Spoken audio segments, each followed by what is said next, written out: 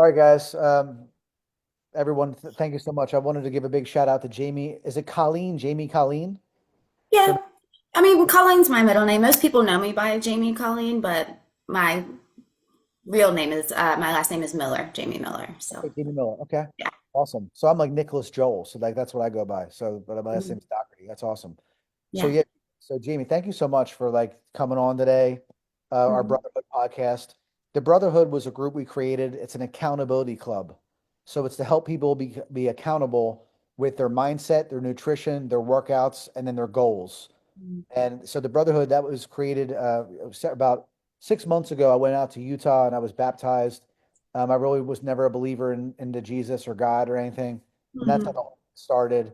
And then the Brotherhood became like a movement, and the whole movement revolves around a couple scripture statements leading from the front. So all these are all gym owners on here. There's a couple people that aren't gym owners, but most everybody here is a gym owner. And like my scripture statement, so all of them is like lead from the front, meaning that if you're selling martial arts and fitness, but you are just out of shape and you're just letting yourself go, like you're kind of like you're being a fraud.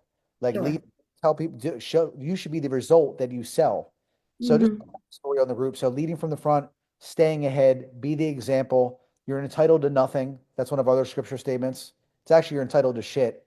And that helps them with their mindset of like this entitlement that's filled with our like everyone just thinks everyone's supposed to be given to them. Mhm. So a little background on it, but I want to show your video real quick, guys. This is going to give you the chills. At least it gave me the chills.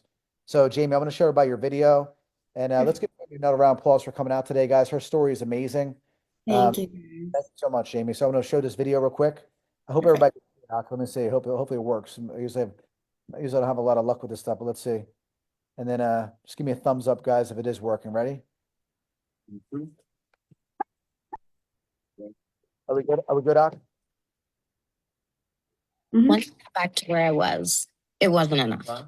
I wanted to be unstoppable. I wanted to be dangerous. And I wanted to be more than just a survivor. It'll go down as her second win by knockout. This bridge of the nose of Jamie Colleen. Fight is like an analogy for your life. I mean, just talk about what you've been through with your daughter, what you went through in that fight, and what this moment means to you. My daughter, everything I do is for her, and this fight means everything to me. And I preach so much to my girls, my daughter, just never give up. What it gets, feel like you have nothing left. Just keep pushing forward and don't give up, and you'll come through on the other side. Can't you see her? It's over. Wow, just like that, lightning flash.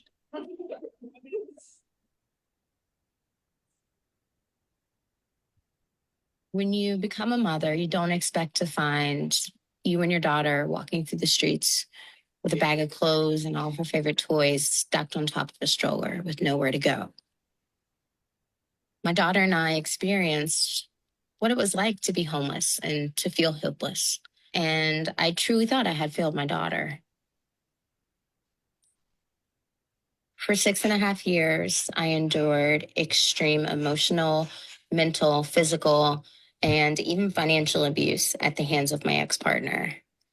I felt completely isolated and broken and defeated. He broke my spirit down to the point that I gave up my own dreams and aspirations. I was afraid to tell anyone what was happening, afraid that no one would believe me, especially because you wouldn't envision a victim of domestic abuse to look like me.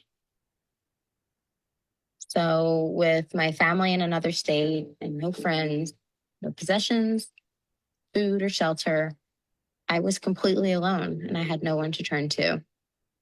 So, when we finally did leave, we were homeless.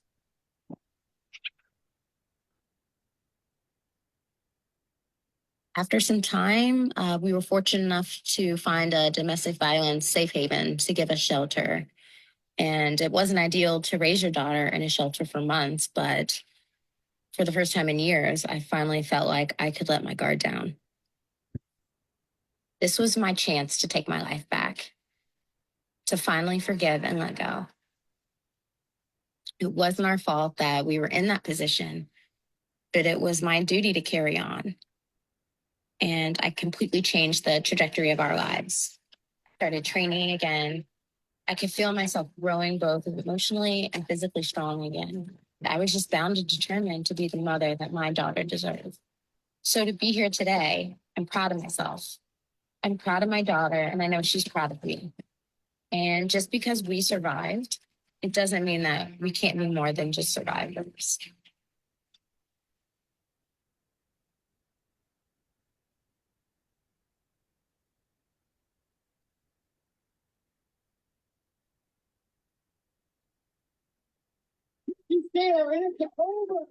Our hardships are designed to make us stronger.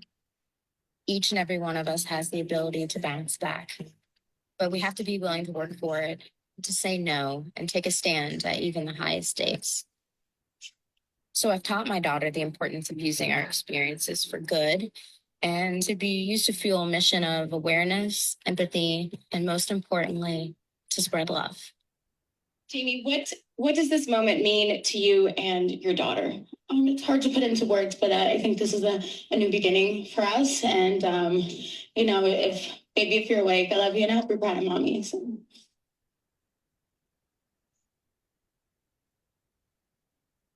Yeah, let's give her a hand, guys. Is that awesome? One bad mama. I love it. Thank you so much. I have like the chills watching that. Like, I don't know. Yeah, it gets me every time. Every time. Thumbs up if you had the chills. Was that just you're just like crazy? Yo, so thank you, Ak. Yeah, man. Right, Bill? That was awesome. So Jamie, tell us, like, oh my God, like so were you married, or was this your boyfriend, or what was the situation with that?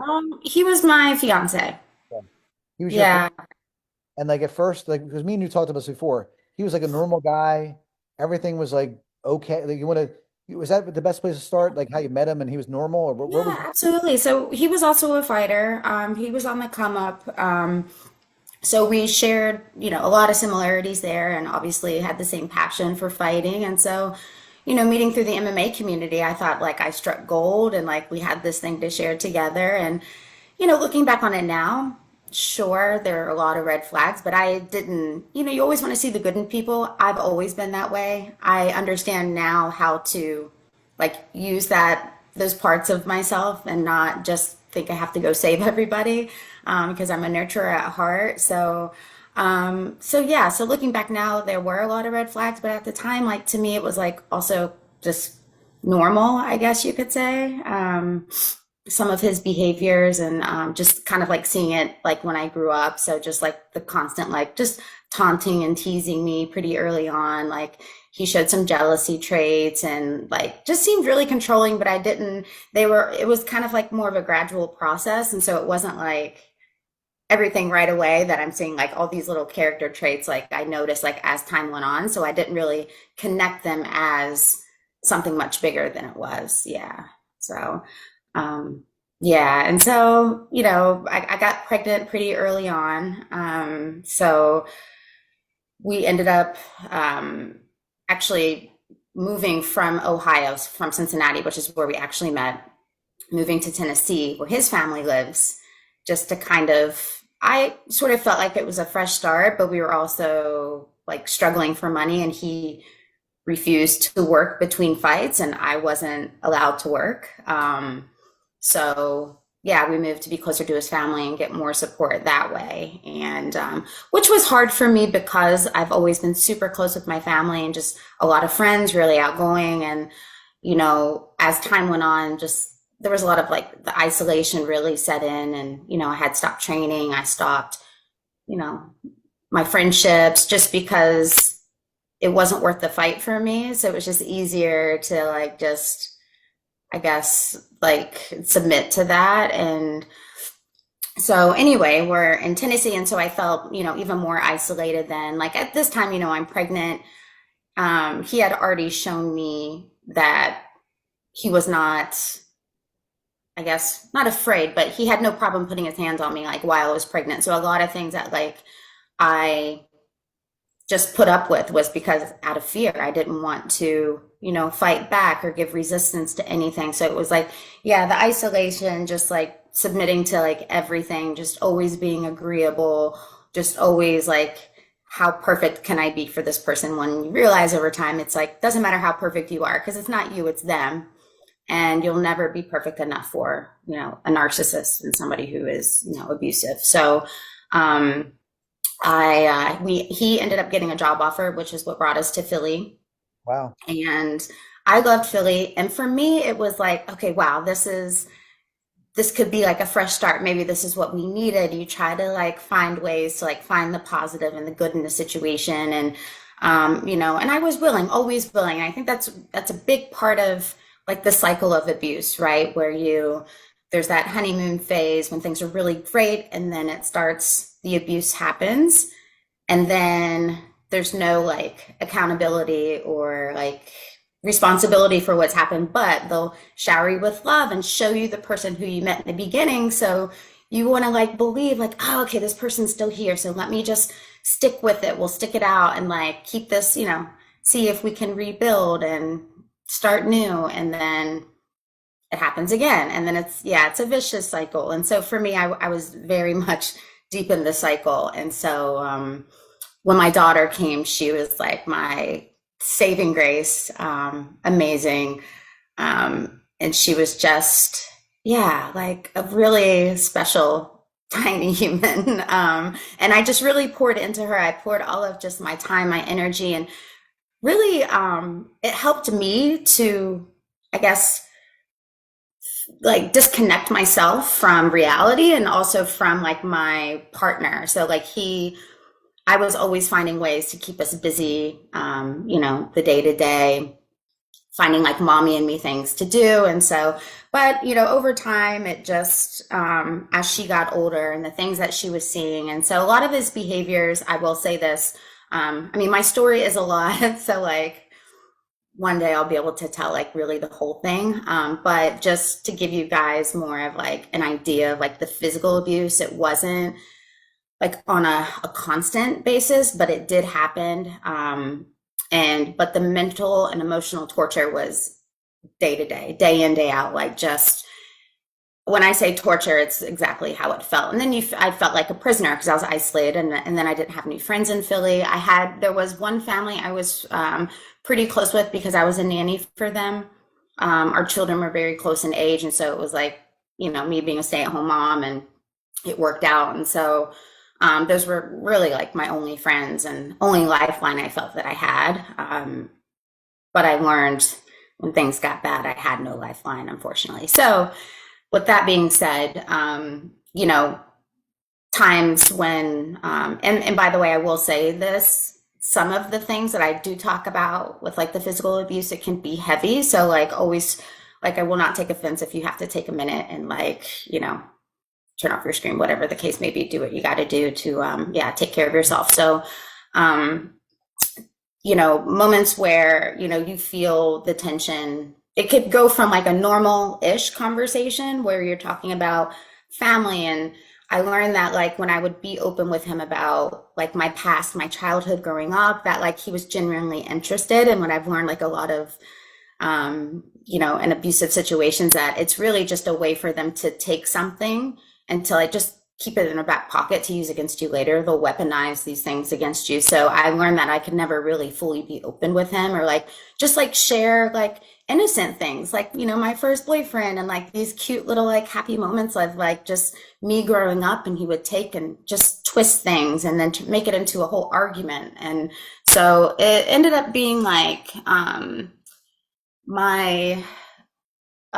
so one night I was feeling this tension building from a conversation we were having. I could feel it turning into an argument, and I tried to remove myself from the room, went into the bedroom, tried to hold the door closed because it was just escalating, and he just like wanted to get at me, and like just I knew he wanted to get in my face and just like show dominance. And I was afraid, and I was very pregnant at the time, and I just wanted to be like away from him. And so he ended up punching the door, like there was a hole through the door. And I remember later using a doll my mom had made for me. My mom used to go to craft shows and travel, and so I used one of her dolls to cover that hole. That's how I was able to anyway. So Punched a hole through the door. So the door, the force was so hard that obviously it hit my stomach, and then my head was cut and bleeding, and he was in a rage, like in my face. And then something switched where he just realized, like he sees like the blood, and I'm just like frozen and I was terrified, and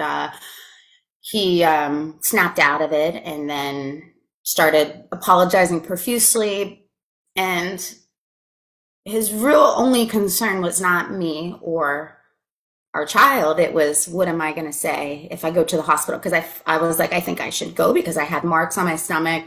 I'm cut and bleeding. And his only concern was, what was I going to tell the hospital? Or if the police were involved, what would I say? Ultimately, I didn't go. I thought maybe if I just ride the night out, and if I feel worse in the morning, I'll go. But yeah, ultimately I didn't go, and thank God, like my daughter she was fine.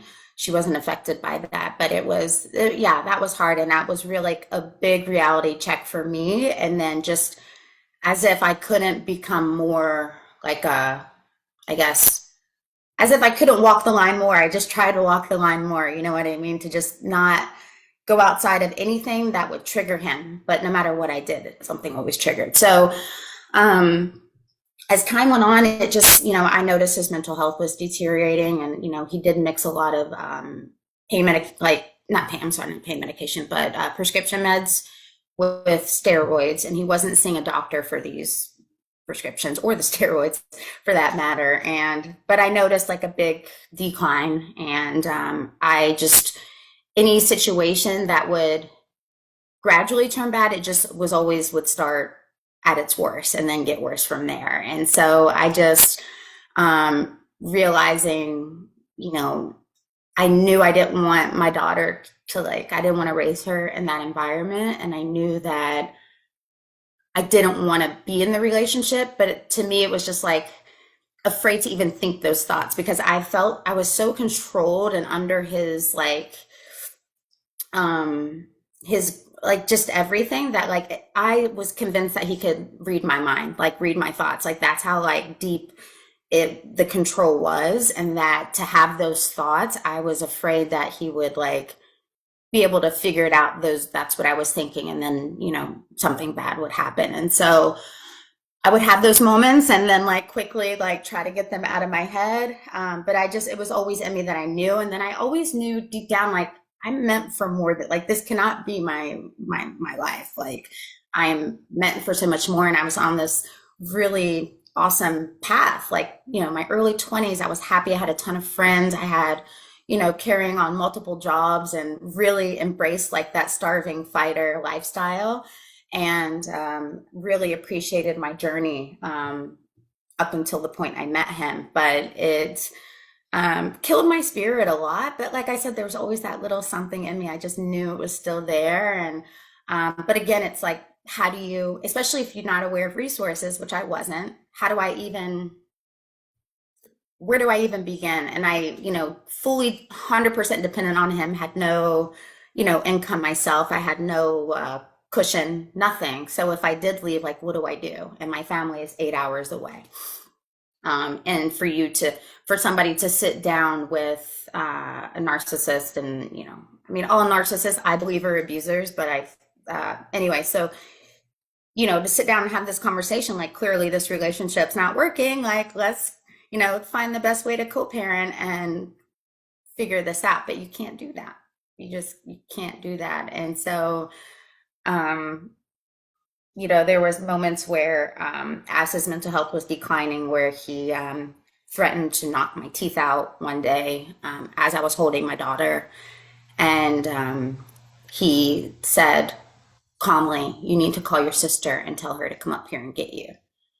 And for me, that was a first, for him to be so calm and to say that. And I felt like he knew he would have actually probably done it, if not worse, if someone didn't come get me. And so I locked myself in the bedroom that day and did not leave the room. I was terrified. I had called my sister, and she and her boyfriend jumped on the next flight to Philly, and they were here 10 p.m. that night. And when I was leaving, when she got there, I think he was not I don't think he thought she would actually come. So she came, and he just broke down crying and asked if he could have one more night with our daughter. And so for me at that time, I still hadn't made those connections. Like, I'm in an abusive relationship and all these, like, I had zero knowledge of like what this actually was. For me, it was like, I'm just getting the fuck out of here. Like, and had intentions of relocating, all of that. And so,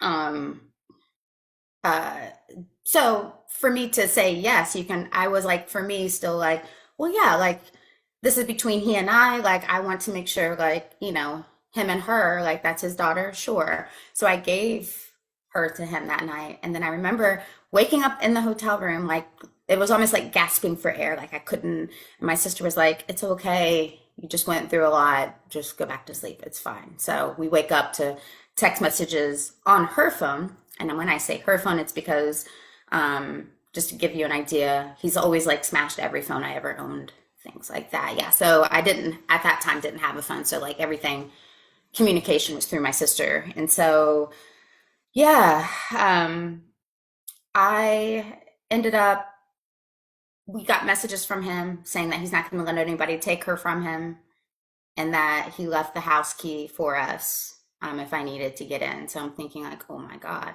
knowing he's high as a kite, he's like in a manic state, I was terrified for her. So we run back to our place, and they were gone. He had packed bags, and they were gone. And but he left behind like her favorite like ducky, which we still have to this day. And I was like, that to me, that was like telling with his mental state, because she didn't go anywhere without Ducky.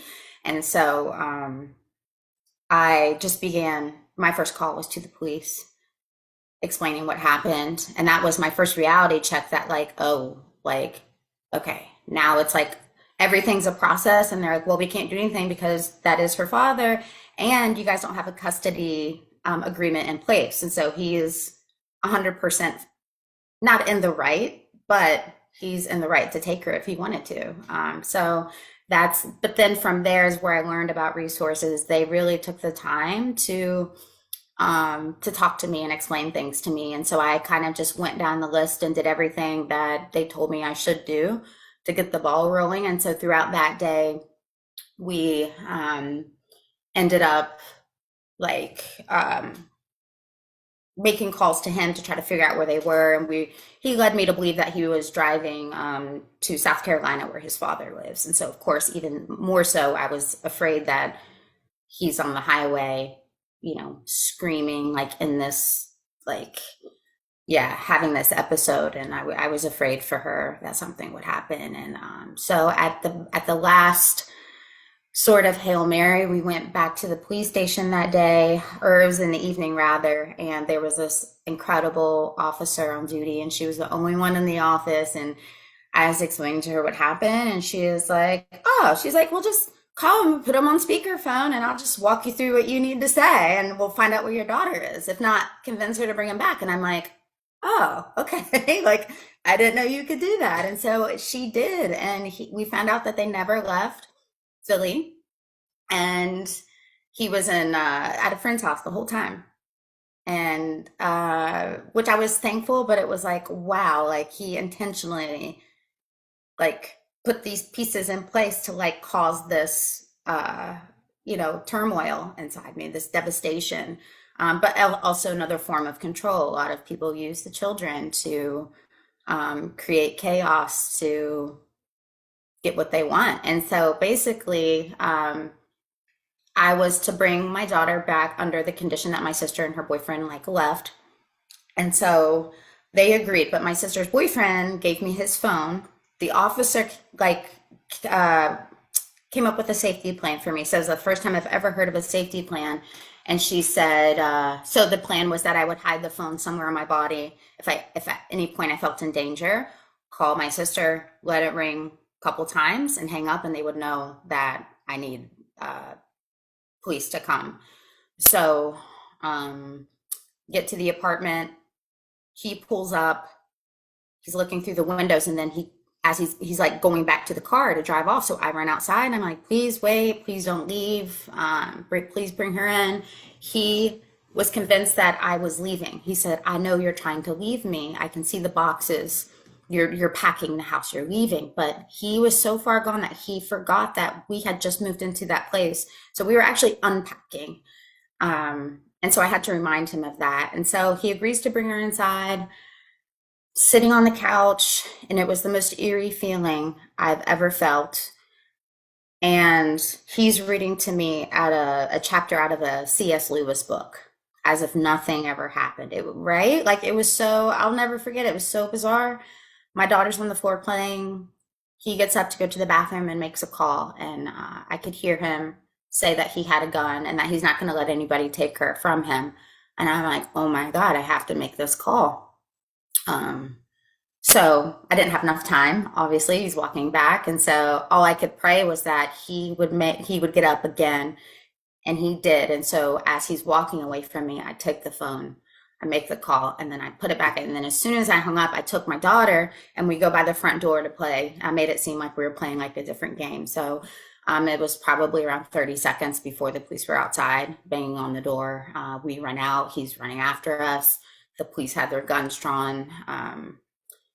But I always say, and this makes me cry every time, it's okay, that I felt like we were carried out on the cloud. That's the only way I can describe that feeling of how safe I felt in that moment, that we were just carried out. And my sister was there. We lived like on a small side street. And so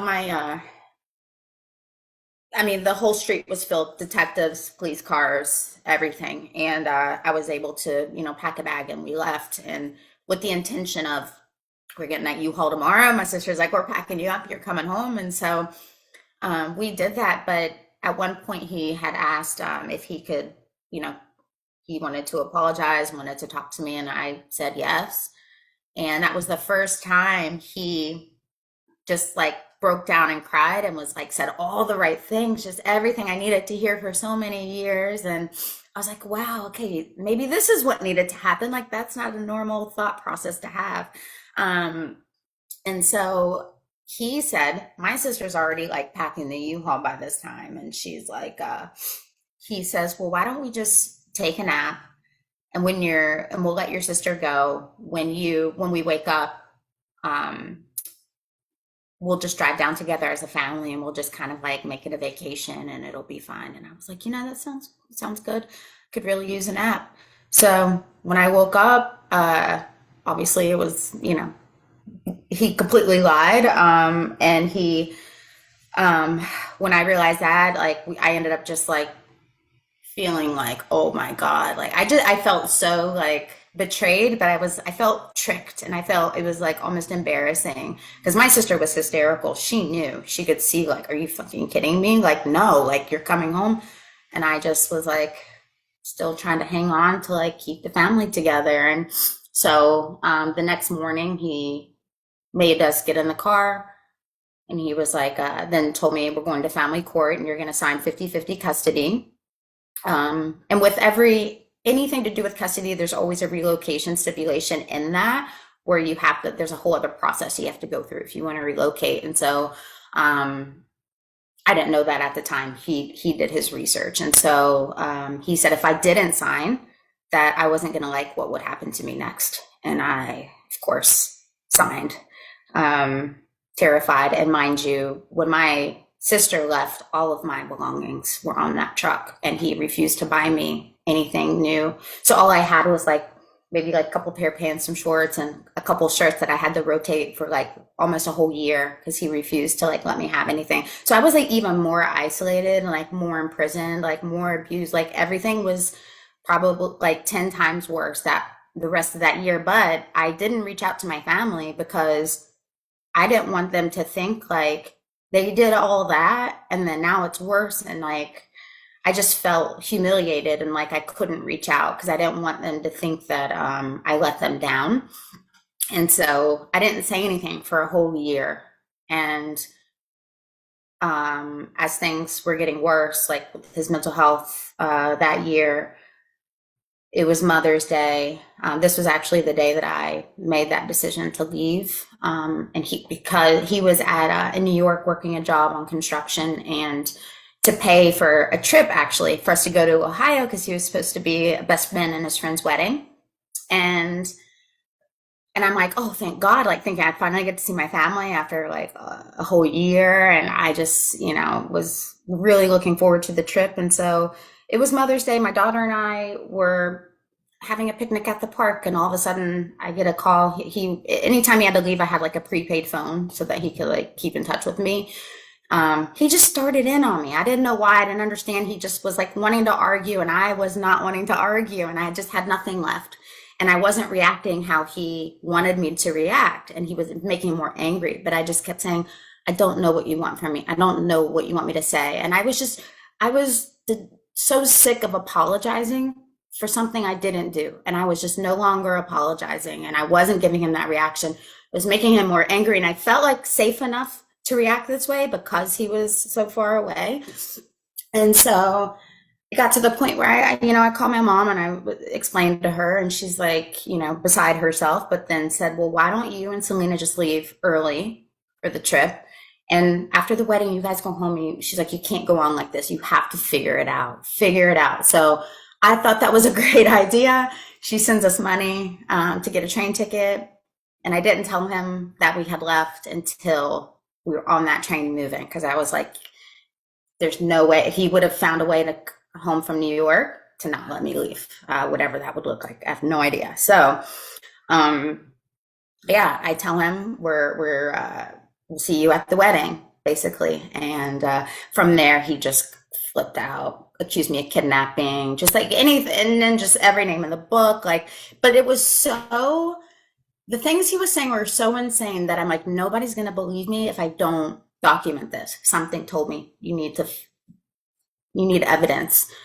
Because I knew it was not going to get better or easier. And so my daughter at the time was playing on one of my broken phones, my iPhones, to play games on. So I brought it for her, but I had to use that to take pictures of the prepaid because the memory was filling up so quickly anyway. So I was like screenshotting, deleting, and it was 17 hours of nonstop messages. So in court, it ended up being, thousands and thousands of messages we used in evidence that he sent, messages and emails. I have 2 big bins of just papers printed from where he's, So anyway, very long story short, he's telling us, stay there, I'll bring the rest of your stuff down. And then it would, like an hour later, you're kidnapping her, all these things. So we ended up filing this. So let me just say this really quickly. So to me, it got to the point of no return. Like I could go back and like try to do this the right way, but I felt like if I went back to try to figure out the court stuff, I think he would have like killed me at that point.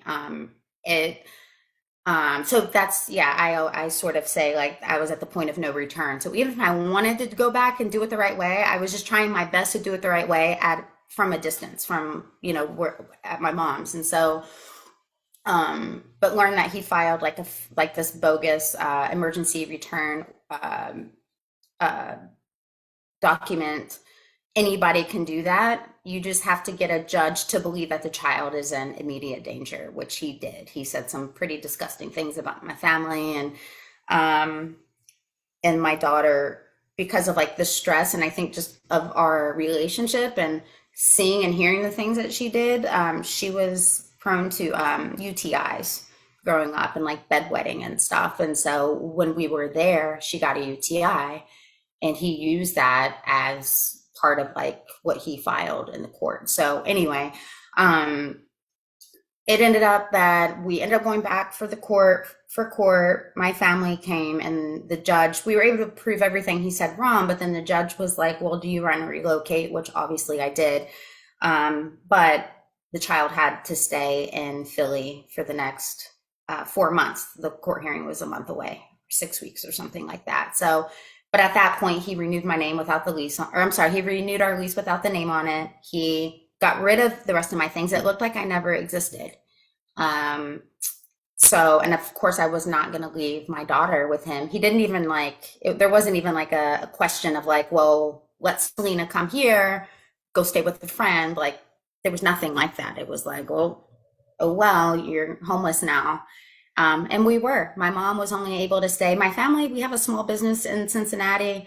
My family had to take out a loan on their business to to retain an attorney. And my mom was very limited on funds to like pay for hotels while it was a whole thing. And so when that ran out and my mom had to come back home, I had nowhere to go and reaching out to friends. And so the one friends that I did have, I thought were my lifeline. You learn quickly who's really for you and who's not in these situations. And I learned the hard way. So my friend, the mother of the child who I nannied, I explained, like, we need a place to stay. Can we stay for at least the weekend? Because you try to like do things so you're not like imposing on someone else's, home and family. And so, she's like, oh my God, yes, come to my office. I'll bring you a key. And I'm like, oh God, thank God. It was like the biggest relief. Get to her office. I'm waiting waiting outside. Never came down. So I'm like calling her, no answer. She ends up texting me and she goes, why won't you just sign what he wants you to sign? And I said, and what he wanted me to sign was just a document that he wrote up that said I wouldn't file a PFA against him, a protection order. And I'm like, what sense does that make? And anyway, why would you question that? Anyway, so then the ending was we can't be involved. And so then that was like gut punch. Like I just was like, oh my God, now we really have nowhere to go. So I ended up reaching out to a lot of very old friends who I hadn't spoken to in years. And finally one person said yes. And she agreed to let us stay, but then he found out where we were and, manipulated, harassed her until she, exactly. Yeah. Nobody. And nobody's coming to save you 100%. Yeah, you gotta be your own savior. And I got to the point where, dealing with him still, he would go through these, and I kept him blocked for the most part, but would leave my email open. So a lot of our communications were via email, so I could document everything. It was just easier. And so there were times where he would be like, well, just come home, like we'll figure it out. And he would try to like sway me. And I'm like, I would rather be homeless, sleeping on the sidewalk than go back there. I had already lost everything as it was. Like, I just was like, there's no way. And then getting to the point where I'm trying to maintain like a positive picture of like, maintaining like a custody schedule with him. So it looked like when we went to, whatever that like, but I was also putting myself and my daughter in danger. So it was sort of like a big risk doing that. But, he would say he heard demons and that he was afraid demons were in the house and he's hearing sounds. But my daughter was with him. So it was like him trying to get me to come there. And to me, it felt like he was trying to trap me to, who knows what he would have done if he got me there alone. So anyway, long story short, there was, after I got kicked out of this woman's house, he knew where we were. He came there and he's taking she told him where we were. By this time I had learned about women against abuse and learning about resources. And I was literally working like a full-time job trying to figure something out for us while I had shelter. And so resources are limited. It was really hard to get a bed at the safe haven. And, but I was just relentless in my pursuit, just wouldn't take no for an answer. Yeah. I love that. I love it. Relentless. Yeah. And I'm like, I'm just going to keep knocking on y'all's door every day until you let me in. And so I just kept going. But through that, I'm like learning so much, right? I'm learning about all these other things and the people that could help me.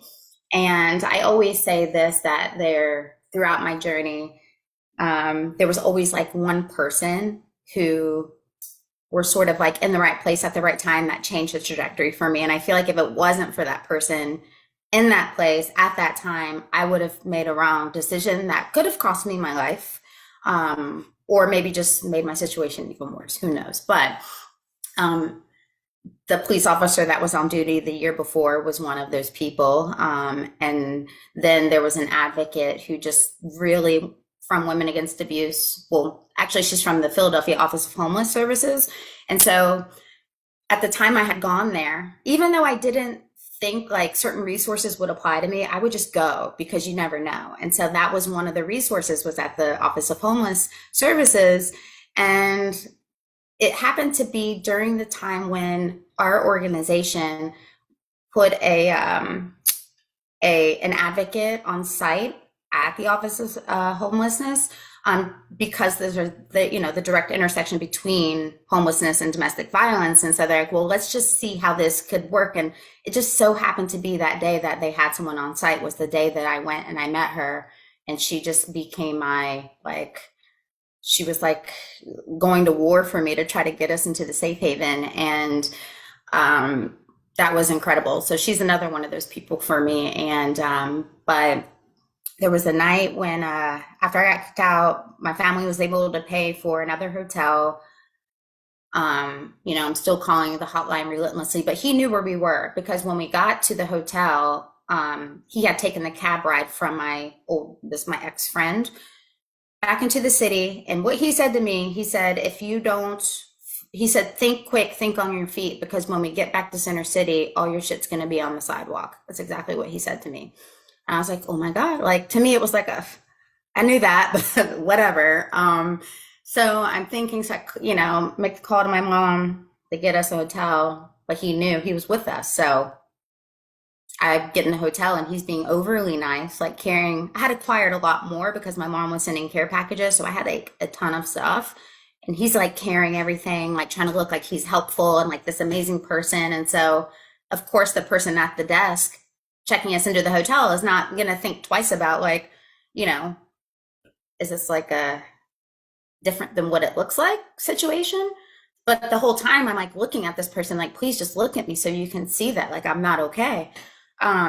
Tells our room number out loud, and he walks us upstairs, like wouldn't leave the room for like 2 hours to, he wanted to argue and, interrogate me, all the things. And he was like, when I finally made him leave, he said, well, if you're a little bit nicer, I would have helped you, and left. So the next morning, of course, I'm on the hotline again, calling every resource I can think of, because I knew, like, after the hotel, like, where am I going to go? My mom said, you'll have to go to the Salvation Army. That's the only thing we can think of. And we know you don't want to go.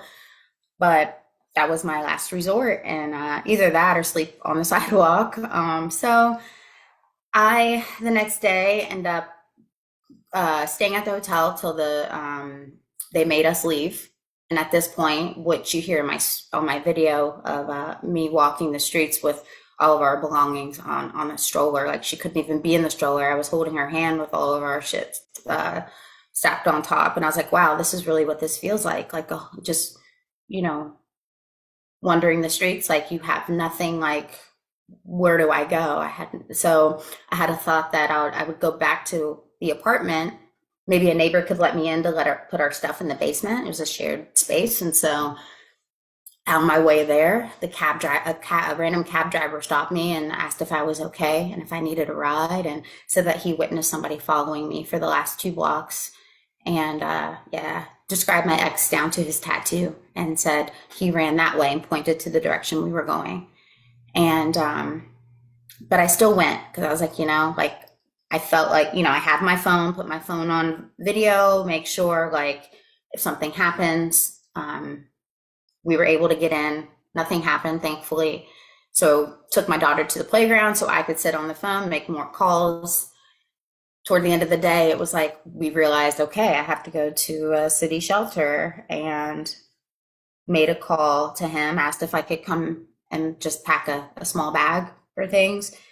And he agreed, but he sounded really agitated. And I still went, even though I was scared. Put my phone on video again, but there ended up, he followed us to the basement. I tried to make it like a game with my daughter to keep her close to me, but he ended up grabbing her, and that was like my fear of, like, if he gets her, he's gonna, like, take her and lock the door, and then I can't get in to the house. And so, but I had said, please, you can't take her, and he ended up while holding her,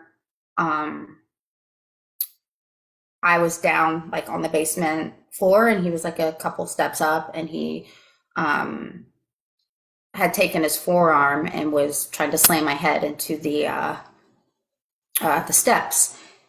And I was just, begging for him to stop. And then he did.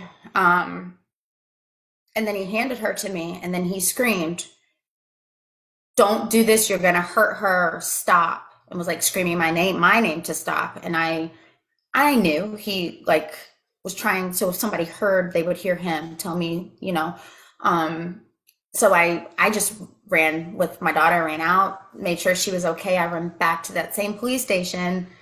I go inside, I'm telling them what happened, and then they get a 911 call from him saying I pushed him down the stairs, which I didn't. But that he had injuries corroborating his story. And I knew instantly that because of our past, like when I threatened to call the police, he would like punch himself and say that he'll tell the police I hit him first, and then I would be the one to get arrested. So I knew that either he injured himself or had somebody else injure him. And I got arrested that night. They arrested me. He showed up at the police station, gave my daughter to him, and they took me in the back. That's what I asked them. I was like, could you please, so that she doesn't see this? Took me and arrested me. And I was sitting in a holding cell for 5 hours. All I could think about was my daughter, if she was okay. And then, a detective came down and said, listen, she's like, these are your rights. You can speak to the judge, or you can waive your rights and speak to us. She was like, we would really like to hear your story. At that time, I didn't know they had already spoken to him. And she's one of these other people, right place at the right time. I get to her office and there's like domestic violence posters everywhere. Like she's clearly like an advocate. So I felt so like relieved, even though I'm freaking handcuffed to a chair. It was cold. I smelled, and I'm like, I could not have felt more relief in that moment. And she, listened to everything. And they took me back down. About 45 minutes later, I was released, like no question. They're like, all right, you can go. So I went straight from there, jumped on the bus. I had to convince the bus driver to let me on for free because I had no money. This was like 2 a.m. and went straight to get the sheriff's station to get an emergency protection order, which I was granted, thankfully. But then it became like a whole other battle to get him served, which he ultimately was through family court because he went to file one against me. But then, so my dad and my sister came up the next day because I was able to get a hotel. My family all kind of like banded together to pay for a hotel, and my dad and my sister came to support me in court. After court, I got the call that we got a bed at the safe haven. So that was kind of like leading up to it. But what happened after that was, a whole like almost 4 years of fighting for custody, trying to get them to see his mental health, the neglect my daughter had to endure. It got to the point where he was not feeding her. I would show up to school, like I would send her lunch, like on days that weren't mine, I would order her lunch, have it sent to school, or deliver it myself if I wasn't working. And just making sure I knew she wasn't bathed. It was terrible. So, but it got to the point where he was communicating a lot through my mom, because I had him blocked on everything unless he had her. Times where like my daughter's calling me because she's sick and hungry, and she was sick because she was so hungry that she ate a stick of butter, and that's what made her sick. Yeah. And that their toilet was so clogged and he wouldn't get it fixed or call the landlord. So she had to use a 5-gallon bucket in the patio outside. Her mattress is saturated in urine. She had no blankets on her bed. Like it was a bad situation. And but nobody would listen. Family court is so corrupt and backwards. And Finally, I'm like filing. I just kept filing and refiling, filing. I did not stop. And so it got to the point because my mom is like, this is really disturbing. What she received from him one day was that um, he had sent my mom pictures of his apartment where he cut holes in the walls and put up like plastic garbage bags over their windows, black bags, because he thought drones were flying by, spying on him. He thought the government was spying on him, and then he was hearing voices in the walls. And I'm thinking like, these are the kind of things that happen when like there's murder homicides because murder suicides because these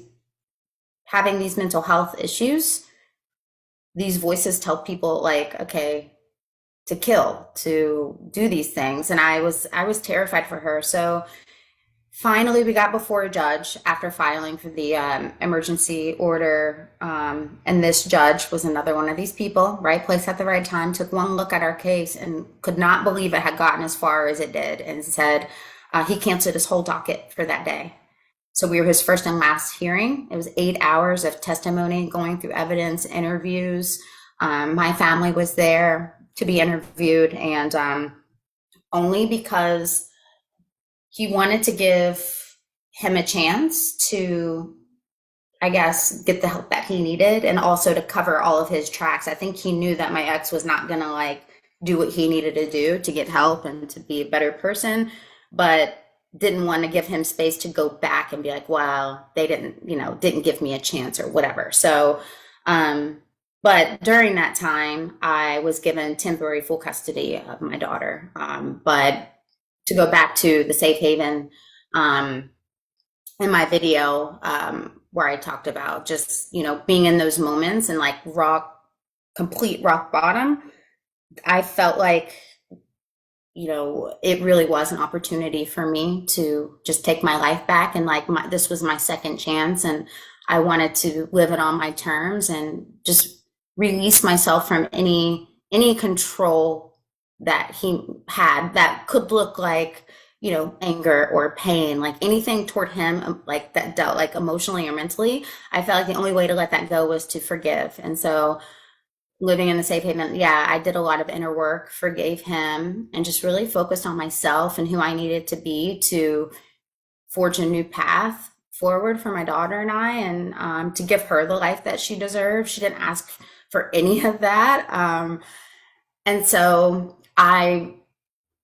all of 92 pounds of me decided to step back on the mats and go back to train. And that's where I really found my power. And I also felt like taking my power back meant doing the things I wasn't allowed to do for so many years, and giving myself permission to like receive all the things that martial arts gave me from that point. And I just was like rebuilding, and just I felt so powerful. And even though I was still fearful of him, I wasn't like, I didn't dictate my life anymore. It was like I felt like this sense of freedom. And every time I did have to face him in court, I mean, by the way, we've had like over 30 court hearings in a span of, just a few years. And so anyway, he, to me, he just started looking smaller and smaller and like more just weak, like a weak person to me. And so, I just kept, the accountability that I got from training every day, just like I was able to really fight off the mats, and and then also just coming to terms with myself of like, I know it wasn't, like I said in my video, it's not my fault, but it was my responsibility to take my life where I wanted it to be. And so, about a year after I transitioned from the shelter was when I won that title. I knocked out Daniel Taylor in 4th round, and I was brought in to lose that fight because I needed a replacement. It was a short notice fight, but I had been training like a mad woman for so long. I'm like, I got this. And so nobody knew who I was. I was 1-0 at the time. They're like, who is this girl? And but I knew like my potential, like I knew what I had inside me, and I was just ready to unleash. And so, but through what I was getting from martial arts, I I felt guilty sometimes going back to the safe haven because I felt like there was something to that, to like healing, moving my body, like all of the benefits I received from training was helping me massively through every other aspect of my life. And so I had already had the idea that I wanted to reconnect with the organization and bring a program to the safe havens, which I later did.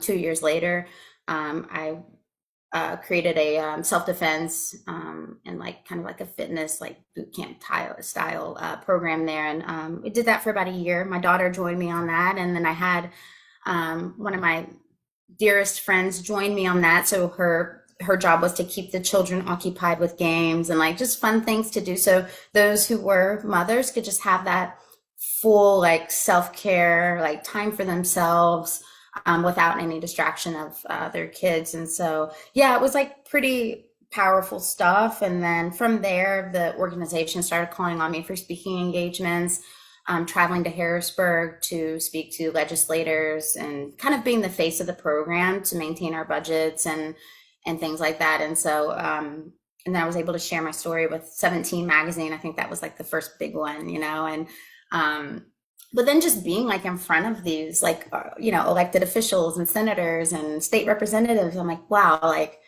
I'm here, I'm not going anywhere. Like everything that I learned, if I can somehow use what I've learned and apply it to make a situation better for somebody else, like that was, it's always been like my goal and my purpose is, you know, to help other people in that way. And so, but through that, just, you know, I've been just on the front lines working with the organization. And then I was elected onto the board 2 years ago, which was made me the first ever former client to serve on the board. And they've been operating for over 40 years now. And so that was like an amazing accomplishment. It wasn't something I was striving for. It came by way of like they called me on a Saturday afternoon to tell me the news. And I was just like beside myself. But I feel like, yeah, it's pretty incredible, all these moments, and just having, you know, creating like survivor-led, you know, initiatives, and now like having these like city partnerships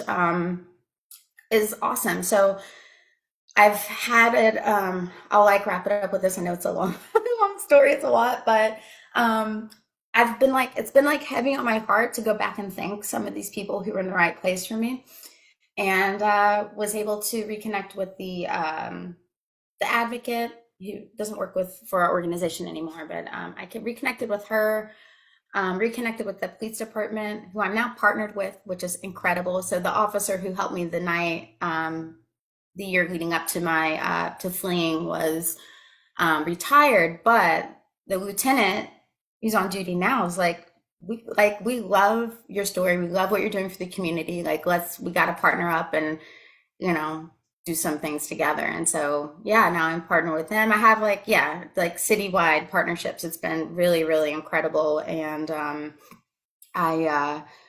we did our first public safety and empowerment event, which included like some of my self-defense program incorporated in that. And so now there's like other districts reaching out because they want to get involved and be part of what we're doing. And it's I've been endorsed by our city council. Like it's been really freaking awesome. But all of that to say that I really love that I'm just kind of blazing a trail for other survivors to say, like, you can have a seat at the table. Like, this doesn't have to define you.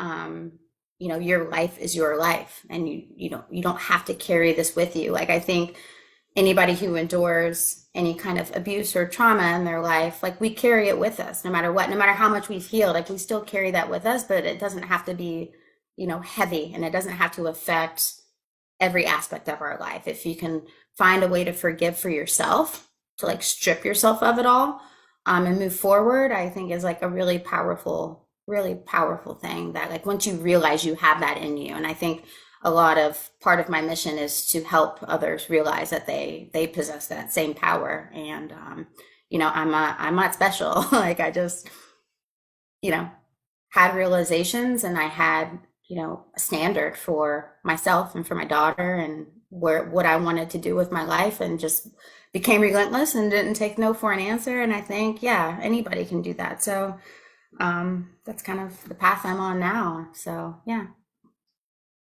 Let's give her a hand, guys. That was just like, oh my I God. know that was a lot. Thank you guys. Thanks for listening. Me personally, I talk so much. I don't think I've ever listened to someone so long in my life. Yeah. Oh, thank you. Yeah. Right, Aka? Like I'm usually like interrupting people or whatever. Like that was oh my God. And it's interesting, Jamie. Like yeah, one of the first things when we first started talking, like you and I knew that you forgave your ex partner or whatever. I was just like, wow, that's how I know, because it's either I think that it becomes a crutch for people Mm-hmm. by their own behaviors the rest of their life, and they make excuses of, oh, I was abused, I was this, I was Yeah. this, or the opposite. The person, like, you take it and you use it to your advantage, and then you Mm-hmm. that person, Exactly.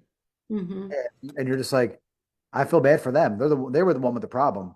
I Exactly. Yeah. I think for everyone on here, it has to be. Like, it's like so surprising. Like we're like, I kept thinking, all the time, I'm like, how did you keep staying? Like like, oh my God, he did this, then he did that. Then it's like, I mean, you have to be a psychology major now too. Like you have to understand deep Yeah. manipulation. I mean, it's right. It's this. It's like the most weird manipulate. It's right. Is that, I mean, really? You have to be almost be Oh, right. yeah. Yeah. And mind you, like he was a master manipulator. And when I say family court, like failed us miserably. And I'm not the only one. Like there's so many people who endure and go through what we went through in family court, to where like, I was painted as, the poor, black, uneducated, you know, homeless mom. Like, how can she take care of her child? And like, they believed him, even though I had documentation that like I'm in a safe haven, like DHS, like visited both residents, because when you have a case open, they go to both places. I had all of this in, but he had money, he had an attorney.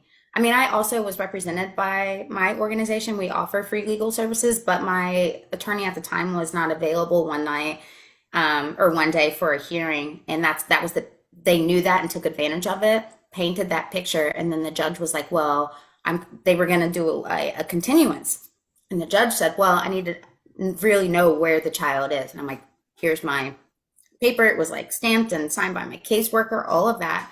And he was like, "Well, I'll give you a chance to call so I can speak to your case manager." And she was in meetings and could not take my call. And so then the judge had said, "Well, since I don't know and I don't feel comfortable, I'm going to give dad temporary full custody until we figure it out." And my daughter to this day says that was the hardest part out of anything we went through, being taken from me, where and I had to go to parenting classes. I got 2 hours on Sundays to see my daughter in family court supervised visits. And then, mind you, after the visits, he would be like, "Yeah, you can take her to Starbucks. It's okay. I'll meet you guys, blah, blah, blah." And then I would get like all these messages from him saying, "I can't do this." And I'm like, "Bro, this is what you wanted. Why are you like, just leave us alone? Like, why, it doesn't have to be like this, like to use her." Anyway, sorry, I'm getting off track here. But yeah, it was like, failed us miserably, to where like it was a fight. Like, a lot of people forget that sometimes when somebody gets out of an abusive relationship, that like everything is sunshine and rainbows, but honestly that's the most dangerous time of the relationship, is when someone leaves. And then on top of that, you're still being stalked, you're being, drugged through the mud in family court, like you have no support. It's like the people you think are there to protect you and to support you is the complete opposite. Yeah, he manipulated the court for many years, and then finally, once they started to see, like, he really started to reveal himself, and to the point where we had to be escorted back to our hotel when the judge finally read that I have sole physical and legal custody of my daughter, which is not an easy task. And I, for me, of course, wanted that because it just wasn't safe for her. And I don't think he would have ever gotten help. And he never did. He ended up leaving, going to Tennessee, and now he's strung out on drugs, heroin, meth. He's sleeping under a bridge. Like, it's crazy. So that's why I always say, like, I never, like, the whole time, never said anything bad about him to my daughter, never, like, spoke ill. about him because I knew that whatever she decides to feel about her dad, I'll have zero influence over that. Like it'll be her own like thoughts and how she truly feels. And I knew that day would come, but it's at the same time like, yeah, she just like, I mean, completely has written him off. But it's just, yeah, it was pretty terrible, and it's terrible now. But yeah, oh, sorry, I was gonna go back to say like I always think that it's not. I don't need to say anything because like life will take care of people like that, and I think that's part of life for him right now. And I don't know. And to me, I feel like it's kind of sad. People are like, oh, you won, you this, and I'm like, we did not. I didn't win shit, honestly. Like my daughter lost her father, like forever. Like it just, I didn't want it to be that way. But you can't reason with abusers. You can't just make an adult decision to say this isn't working. How can we create a good co-parenting space for our child? And it's just, you just can't. It's like you stay and you die, or you leave and unfortunately you're faced with this fucking mountain that some people are just like, they can't even see, like, where do I even begin? So sometimes people would just rather manage the abuse and stay in it than have to like climb that mountain. But yeah. Let's let these. We have only about 5 minutes left, Jamie. But let's let these guys ask, or the guys and girls ask some questions for you. Sure. Does anybody have a question for Jamie, guys? Anybody want to just unmute themselves and ask a question at all? Sensei Vince? Yeah. Thank you for all the kind words, by the way, you guys. I appreciate it. I think Vince is there. I think he has one of his friends come on that went through a similar situation. Mm-hmm. I think it's more well-deserved. I'm glad you lived through all that as a survivor. My question is, what are you going to do next in regards to spreading the word out to people, right? Or to other women that experience these same issues? As far as, are you going to do a podcast? Are you going to actually go outreach to other women to talk about it? Because it's an ongoing problem that women find themselves into, but unable to get out of. Yeah.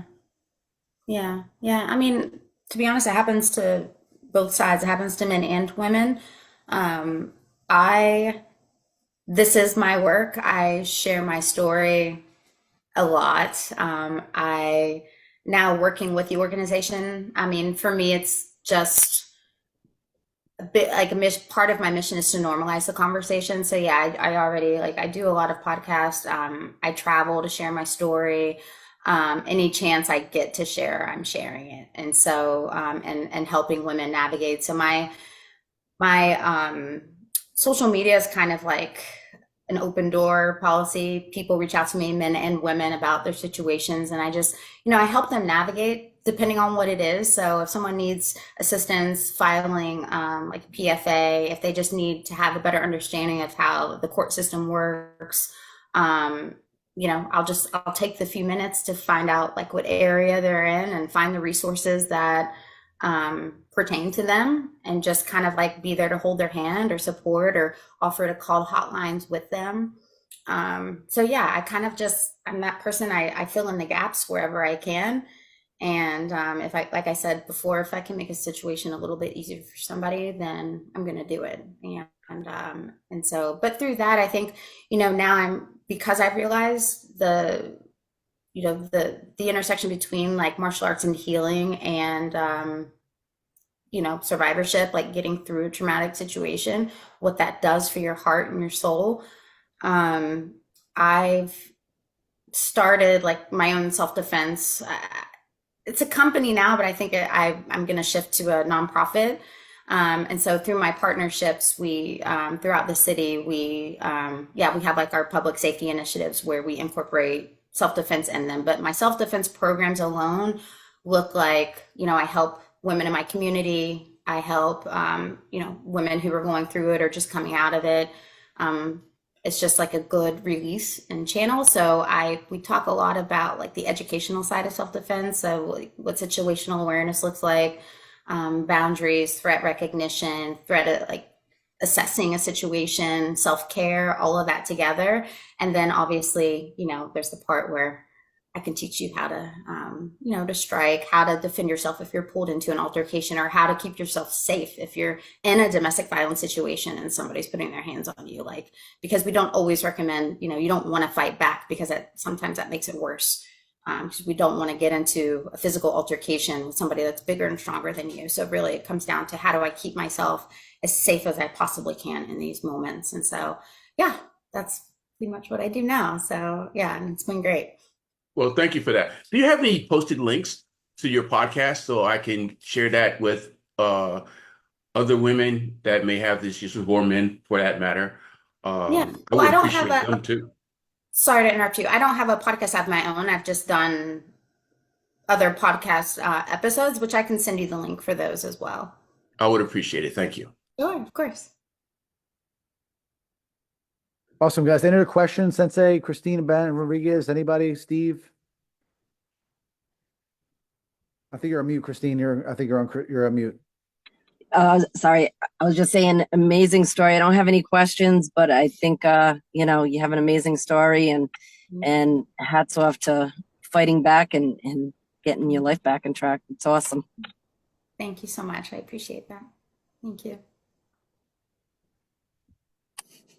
All right, anybody else? Sensei Vince, are you there? Anyone else? I'm sorry, I'm here. Yeah, of course, amazing story. Had one of my friends listen in to hear your story as well. And especially the persistence and the things you went through was totally amazing. Of course, I spoke to you last week, I believe, and I was just blown away. So hats off to you and for your endurance and having martial arts as a way to refocus and bring yourself back to where you need to be. Yeah. Definitely. Thank you so much. Vince, I'm connecting you guys too, so that way we talk about getting her involved with my dojo. Okay, perfect. Yay. All right, Jamie, thank you so much. We're going to end the podcast. We really appreciate it. We'll be talking. I'll be reaching out to you, and we definitely got to connect and meet up in Philly next week. Like you said, you're in Philly now. I have Rocky blood in my veins, so I'll be seeing you for sure. So, Perfect. So we'll definitely hook up next week. We'll get some lunch or coffee, or I don't drink coffee anymore, but we'll get something. Yeah, I'd love to. Sounds great. Thank you. Thank you again for having me. I really appreciate it. And thank you guys all for listening. Let's give her a hand. Awesome. Thank you so much, Jamie. Yeah, Thank you, Jamie. Thank Bye. you.